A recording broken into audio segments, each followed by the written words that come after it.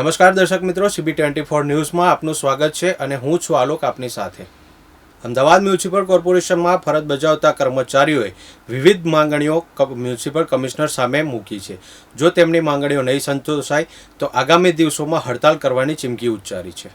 નોકર મંડળની મુખ્ય માંગોમાં વર્ગ 1 થી 4 સુધીના કર્મચારીઓને સુરત મહાનગરપાલિકામાં ગ્રેડ પે પ્રમાણે પગાર ચૂકવવામાં આવે, હોસ્પિટલમાં આઉટસોર્સિંગ પ્રથા બંધ કરી મલ્ટીપલ હેલ્થ વર્કરોની નિમણૂક કરવામાં આવે અને કોન્ટ્રાક્ટ પર જે લોકો છે તેમને કાયમી કરવામાં આવે। એએમટીએસમાં 2006 થી 2011 સુધી જે વારસદારો છે તેમને પણ કાયમી કરવાની અને ફાયર બ્રિગેડમાં 24 કલાકની જગ્યાએ 8 કલાકની નોકરી કરવામાં આવે તેવી માંગ કરાઈ છે।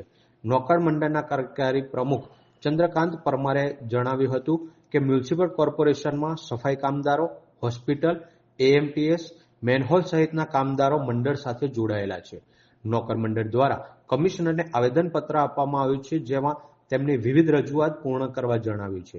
જો તેમની રજૂઆતો પૂરી નહીં થાય તો આગામી 18 સપ્ટેમ્બરના રોજ નોકર મંડળ દ્વારા વિશાળ રેલીનું આયોજન કરવામાં આવ્યું છે।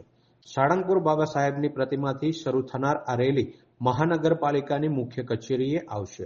રેલી બાદ કોઈ કાર્યવાહી નહીં થાય તો આગામી દિવસોમાં હડતાલ પાડવામાં આવશે।